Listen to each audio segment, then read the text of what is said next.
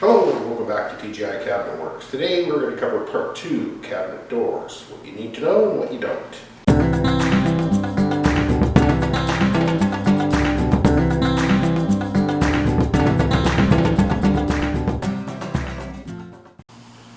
Welcome back to TGI Cabinetworks.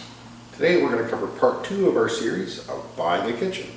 So we're going to be discussing today the kinds of doors, the kinds of materials they're made from, and product knowledge that will help you make an informed decision when you go out in the world and try to buy one of these things.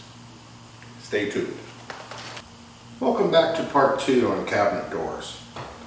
So it's a very complex subject because there are so many versions and variations of doors out there. More often than not, because our clients have come in, they've been out looking at other places, they don't know what the right thing is. So they come and ask us. So we sit down and basically go through all the basic standard types of doors that are out in the market today, and we explain to them the pros and the cons, because there are pros and cons with everything you do.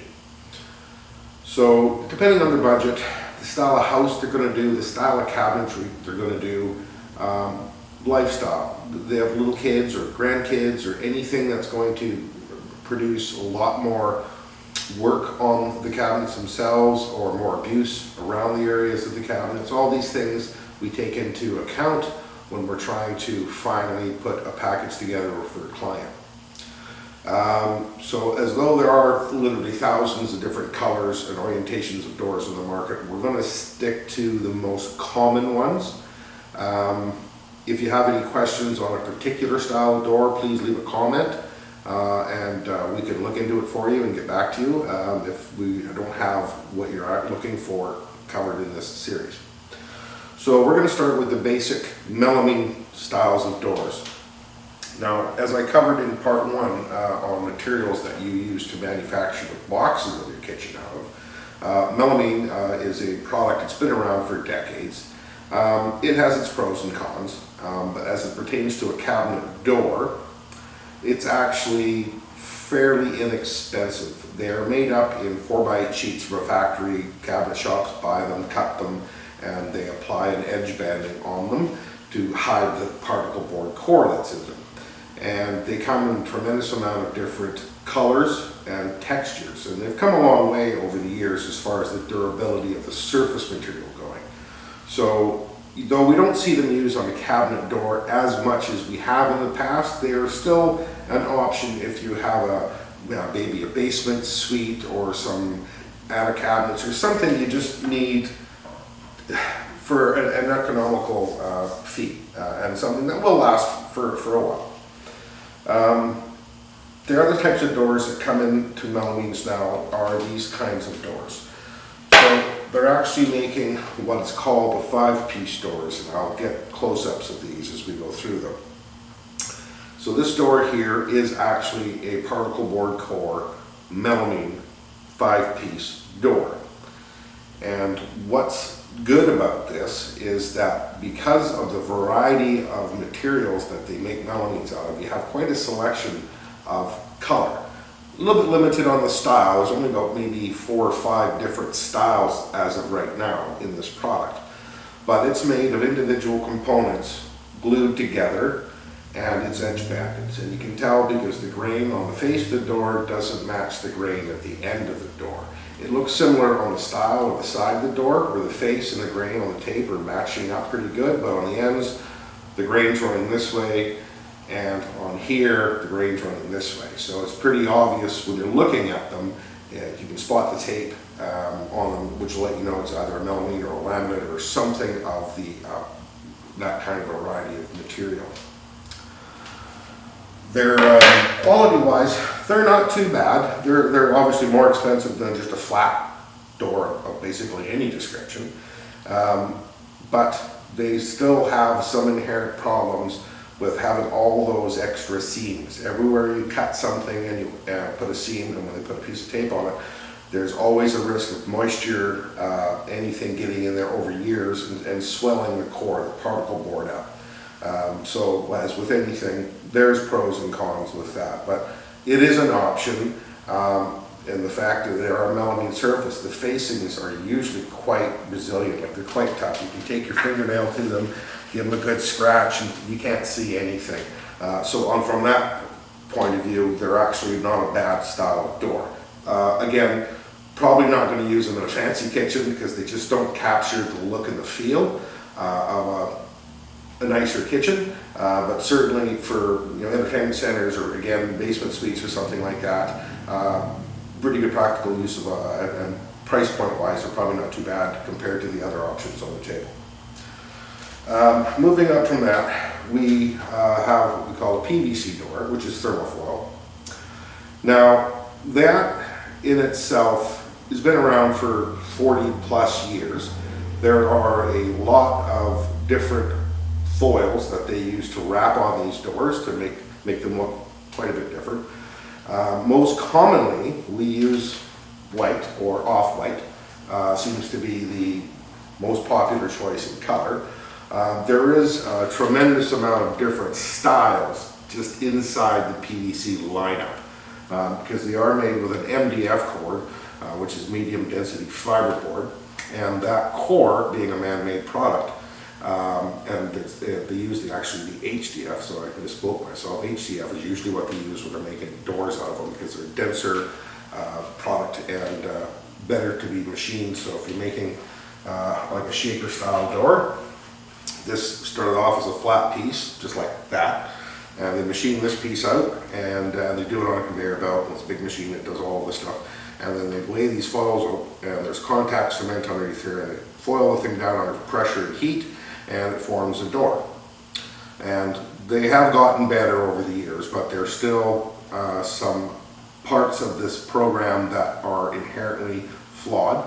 They don't like too much heat. They desperately dislike moisture. So kettles, coffee makers, around your dishwasher, because the foil is bonded to a core, there's a very slight seam all the way around the back of the door. That can, over time, just like a melamine with an edge tape, can give up under a lot of steam and heat issues. Quite often we see these run, depending on how they've been treated. I've seen them last 30 years. If the homeowners were looking after them, they didn't have people beating on them, nobody was boiling kettles under the edges of the doors, things like that. They have, in the last bunch of years, come out with a different style of foil to try and combat the painted market. So what it is, it's still a PVC door, but they've taken and put a matte finish PVC foil over it. Now, we have had some problems with the matte when it first came out. They pulled a bunch of the colors off the market because they're really quite easily scuffed.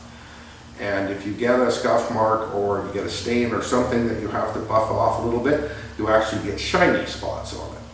So they went back to the drawing board on foils. I think they're coming out with some newer ones now that are going to be a little bit more durable. But the white still seems to be not too bad.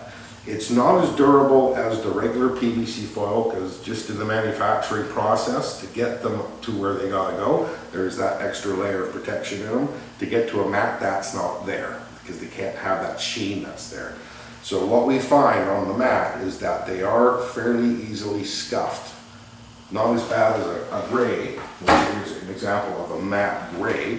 Now you can't see it from that distance, but this thing is just covered in scuff marks.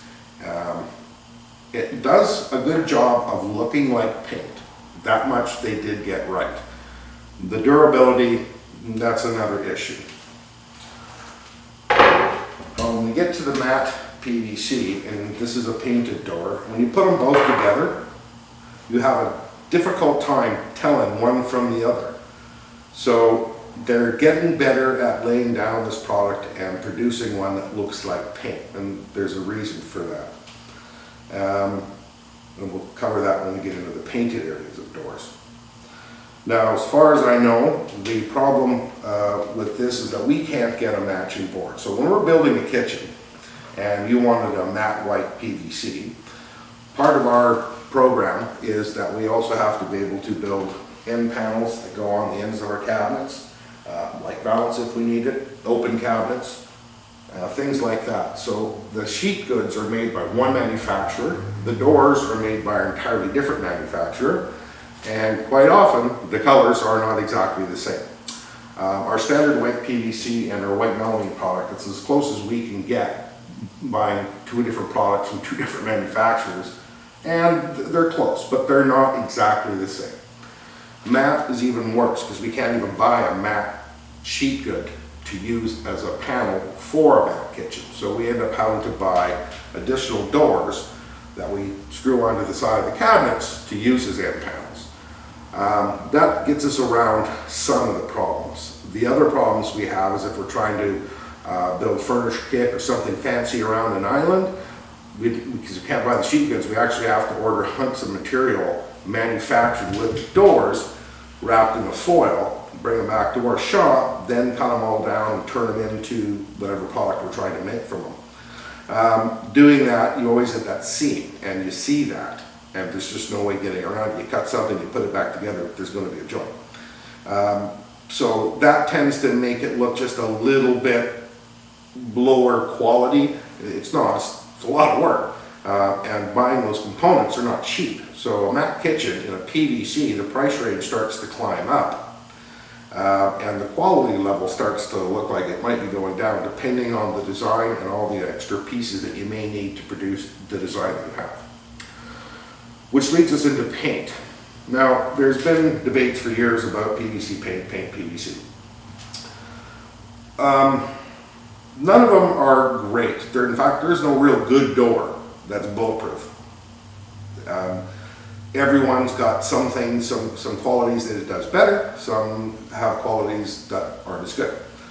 Comparing the two products, so a painted door, and painted doors come in two types of cores. When I say cores, what they're painting over. We use the one-piece MDF doors, which is exactly the same core that our PVC doors are made from. The difference is the foil isn't wrapped on at the manufacturer. They're shipped to us raw, and we go through an extensive program of priming and hand sanding and laying down layers of paint.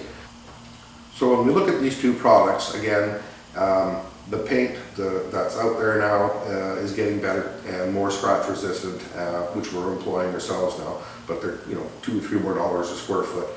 But you do get a lot of flexibility with the painted product. Again, they chip, they scratch. Again, depending on if you go with the upgraded paint, they scratch less. What we tell our clients when they're looking for them, we do ask about, where is the house, what level of pricing range is the house. There's certain expectations when you're designing a kitchen for certain houses in certain areas. Some people just hear information from their friends or their neighbors or family or the internet. Oh, we need paint, we need granite. Well, maybe you do, maybe you don't. Maybe you don't know there's other options.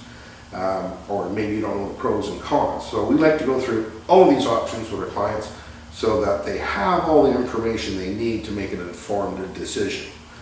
So again, when it comes to the paint, we tell them, it's really expensive. It's one of our most expensive products that we throw out there because it's a lot of work in the painting department and in the prep work and everything. Like anybody knows who's ever painted anything, prep work is everything. And down the road, of course, they do scuff, they do chip, they will show signs of wear if you've got handles on them, but wood doors do the same thing, where you have handles or high traffic areas where your fingers or oils off your fingers touch things. The only upside that I can say about the painted door is you can repair it and repaint it. But paint is like anything else, it has a die lot, so the paint on your door 5 or 10 years down the road probably won't match the paint on the doors in your house. But it is an option that they can be cleaned, they can be rescuffed, they can be recoated. Not an option with PVC. When that gets buggered up, you throw it out. It just isn't something you're going to repair. Wood, when they talk about wood doors and the finishing that goes into wood doors and finishing, I've heard lots of people say, well, you get 25, 30, 40 years out of them, and if you don't like the color, you just restain it.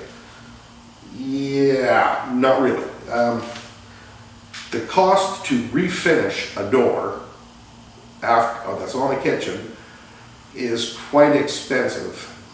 If you're just trying to do one door and you can't get to the manufacturer who did it originally, the dye lots, the amount of time to get the old finish out of that door, finding somebody willing to stick their neck out to try and match the color you have, probably not an easy search. If you're trying to do your whole kitchen, there are refinishers out there. But it's been my experience that by the time you've gone through all of the work, all of the trouble, all of the hassle, you get a meh product back, and you probably pay what it costs to replace it all from new. Because a lot of labor goes into removing that old finish properly so that a new finish lays down like you're working on a new door. But that's just our opinion, simply what we've experienced and what we've seen. But now that we're talking about wood doors are the standard. They've been around. Christ was a cowboy. Really, you can't go wrong with wood. And there's a lot of different species on the market. This is a maple shaker. It's just got a simple clear coat finish on it, 2 clear coats. And they can be, if the finish doesn't get peeled or lifts or worn off, they can be cleaned up, scuffed, and re-lacquered or re-top coated if you could find a shop willing to do it. Again, fairly labor intensive. I can't say we've seen a lot of requests for refinishing of kitchen doors over the years as a whole. Most people don't seem to keep the kitchens long enough for that to be a problem anymore. Pretty hard to beat wood in its own color as well. So natural wood looks great. That's just my opinion. I'm a wood guy. I love wood. There are, of course, lots of options out there with alders, cherries, and walnuts, and hickories, and tons of different styles between raised panels, flat panels, mitered doors. There's an infinite choice across all of these different product lines, and it comes down to the same question people ask: which one's the best? Well, again, there is no really best. It comes down to what's your budget, what's your lifestyle, what are you trying to get out of this thing? A lot of our clients say, oh, if we can get 5 or 10 or 15 years out of it, it's probably going to sell the house anyway. All right, well, if you're living in a 7,000 square foot mansion, we're probably going to go with paint because that's what that kind of house requires. 10-foot high ceilings, multiple stacked cabinets, things that flexibility in paint we couldn't get with any other products we have at our disposal. If it's a simple rancher house, that's maybe a $500,000 house in a neighborhood of nice little $500,000 homes, we would probably recommend the PVC depending on your lifestyle. If you've got small kids that are going to beat them up, like my day used to be Tonka trucks, nowadays they're probably flying their drones and whatever it is. These are probably a better product for a young family because A, they're the least expensive ones on the market. And most of these manufacturers have been around for a long time, so if you come in 10 years down the road, or 2 years down the road, because little Johnny just ran his drone into the door and buggered it, we can order another one. You're going to have to pay for that. Somebody has to come out and drill it, and somebody has to swap them out for you, but it is an option. You're not just stuck with something that's broken and you can't do anything about it. So the only other thing I want to add to the PVC doors now is some of these foils that are coming out. They are actually getting really cool. So depending on the style of your kitchen, if you're doing something very modern or you want this nice slab look, they actually are an option you should look at, in my opinion anyways. They still got white backs on them. You can get them with color match backs. It just costs extra money. Most people are fine with that, especially if they're buying a cabinet with a white interior. But they're actually quite durable. I was quite impressed with how much abuse these things can actually take without really showing it too much. Still the same flaws, heat, moisture, that kind of thing. Yeah, so the other things that are out in the market that we don't see a lot of would be laminates and edge tapes. That's a whole other conversation. Usually you've got high-end condos or stuff like that where they really want like floating kitchens and they want the sleek doors and stuff. Laminates have got another whole range again that are out there, and they're quite pricey because again all the panels have to be made up from the sheets have to be laid out on cores. They have to have backer sheets on. They have to be cut, they have to be taped. It's quite a process. It's the same process as doing a melamine door, except you have to literally make the sheet yourself, then cut it, tape it, do something with it. So they tend to be more expensive, but they're more modern look. So when we do more traditional kitchens, we don't see as much of that kind of a style out here where we are. So anyways, this is sort of the very quick down and dirty version of the most common types of doors and the common materials that they use to make them. If you have any questions, please feel free to leave a comment for us. We'll get back to you on it. And if any of this was useful to you, please hit the subscribe and like buttons. Thank you very much.